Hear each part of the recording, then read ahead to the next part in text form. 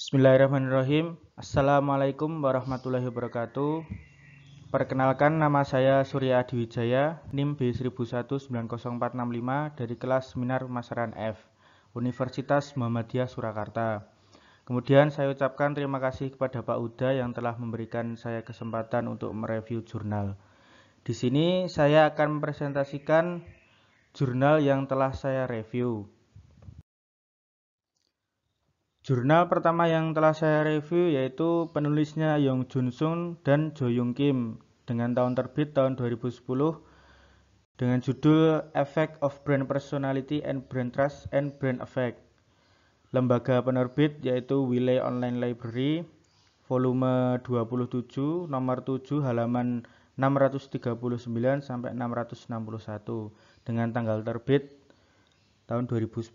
Kemudian jurnal yang kedua ditulis oleh Fatih Gekti dan Hayrettin Zengin, tahun terbit 2013 dengan judul The Relationship Between Brand Trust, Brand Effect, Attitudinal Loyalty and Behavioral Loyalty, a Field Study Toward Sports Shoe Consumers in Turkey, dengan lembaga penerbit Canadian Center of Science and Education, volume 5 dengan nomor 2. Tanggal terbitnya yaitu tanggal 28 Februari.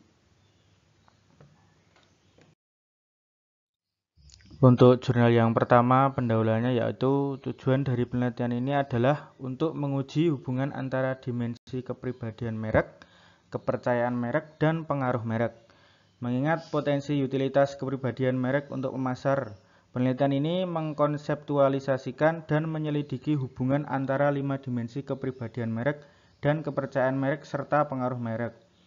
Adapun ditemukan dalam jurnal ini yaitu 5 hipotesis. Yang hipotesis yang pertama adalah tingkat ketulusan merek yang dirasakan akan memiliki pengaruh yang lebih kuat terhadap kepercayaan merek daripada pengaruh merek. Hipotesis yang kedua adalah tingkat kompetensi merek yang dirasakan akan memiliki pengaruh yang lebih kuat terhadap kepercayaan merek daripada pengaruh merek.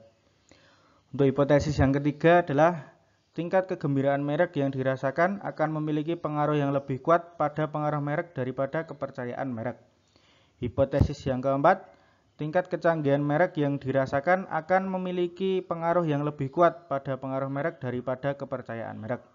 Untuk hipotesis yang kelima yaitu tingkat kekasaran merek yang dirasakan akan memiliki pengaruh yang lebih kuat pada pengaruh merek daripada kepercayaan merek. Kemudian untuk jurnal yang kedua, tujuan utama dari penelitian jurnal kedua ini adalah untuk menguji hubungan antara kepercayaan merek, pengaruh merek, loyalitas sikap, dan loyalitas perilaku. Sehingga dalam jurnal kedua ini ditemukan 6 hipotesis, yaitu hipotesis yang pertama, kepercayaan merek berpengaruh positif terhadap pengaruh merek. Hipotesis yang kedua, kepercayaan merek berpengaruh positif terhadap loyalitas sikap. Hipotesis yang ketiga, kepercayaan merek berpengaruh positif terhadap loyalitas pelaku. Hipotesis yang keempat, pengaruh merek berpengaruh positif terhadap loyalitas sikap. Hipotesis yang kelima, pengaruh merek berpengaruh positif terhadap loyalitas perilaku. Hipotesis yang keenam, loyalitas sikap berpengaruh positif terhadap loyalitas perilaku. Jadi antara dua jurnal ini terdapat hipotesis yang berbeda, yaitu jurnal yang pertama terdapat 5 hipotesis, sedangkan jurnal yang kedua terdapat 6 hipotesis. Kemudian untuk metode penelitian, pada jurnal yang pertama, 15 ciri kepribadian merek akan digunakan untuk mengukur ciri kepribadian dari 30 merek. Untuk menguji hipotesis dan model yang diajukan, laporan diri digunakan untuk mengukur 5 dimensi kepribadian merek dan 3 konstruksi merek.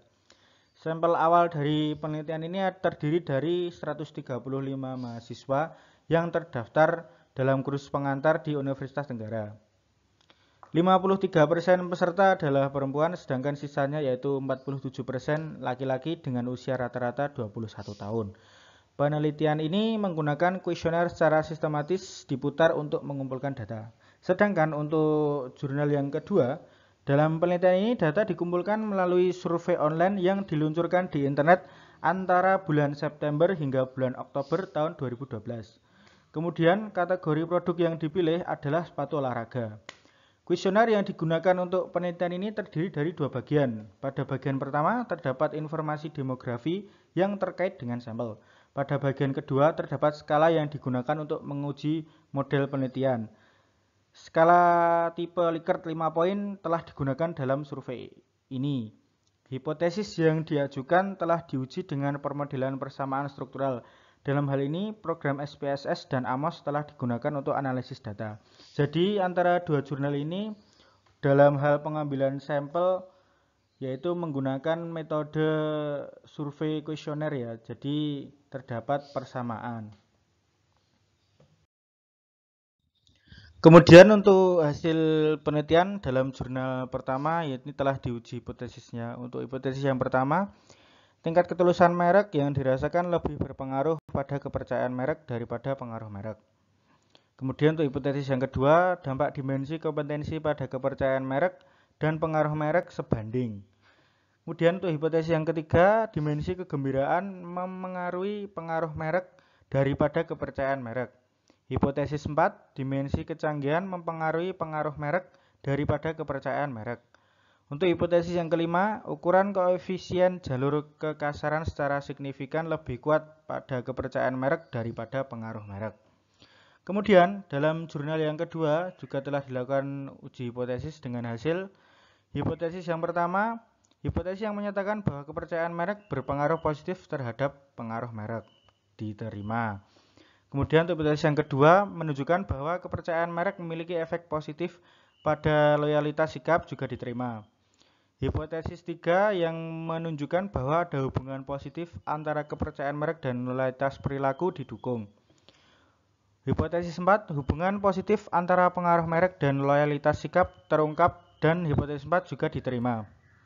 Kemudian untuk hipotesis 5, secara statistik terlihat bahwa pengaruh merek tidak berpengaruh signifikan terhadap loyalitas perilaku. Oleh karena itu, hipotesis 5 ini ditolak. Untuk hipotesis 6, yaitu menunjukkan bahwa loyalitas sikap berpengaruh positif terhadap loyalitas perilaku. Hipotesis ini juga didukung. Kemudian untuk pembahasan, untuk jurnal yang pertama, ini secara keseluruhan hasil penelitian ini menunjukkan bahwa beberapa dimensi kepribadian merek lebih berhubungan dengan kepercayaan merek, sedangkan yang lain memiliki dampak yang lebih kuat pada pengaruh merek. Untuk jurnal yang kedua, dalam penelitian ini dapat disimpulkan bahwa kepercayaan merek memiliki dampak yang cukup penting terhadap pengaruh merek. Mengenai hubungan antara kepercayaan merek dan loyalitas merek, kepercayaan merek berhubungan positif baik pada loyalitas sikap dan perilaku. Akan tetapi, kepercayaan merek jauh lebih berpengaruh pada loyalitas perilaku. Selain itu, kepercayaan merek efektif pada loyalitas sikap dengan mediasi pengaruh merek. Telah terlihat bahwa loyalitas merek meningkat seiring dengan meningkatnya kepercayaan merek.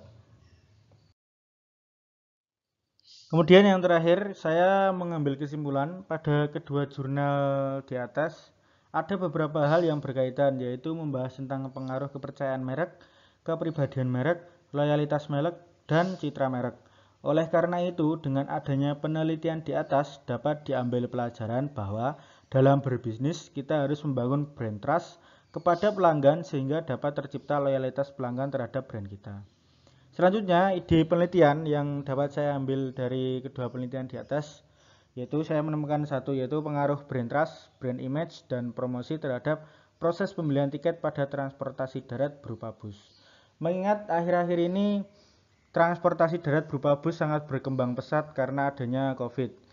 Karena para konsumen beranggapan bahwa menggunakan bus itu lebih simpel dan tidak ribet daripada menggunakan kereta dan pesawat.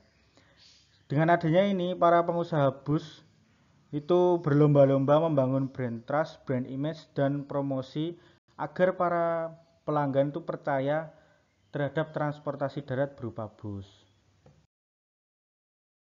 Sekian presentasi dari saya, apabila ada salahnya mohon maaf, dan semoga kedepannya saya bisa menjadi lebih baik lagi ketika presentasi.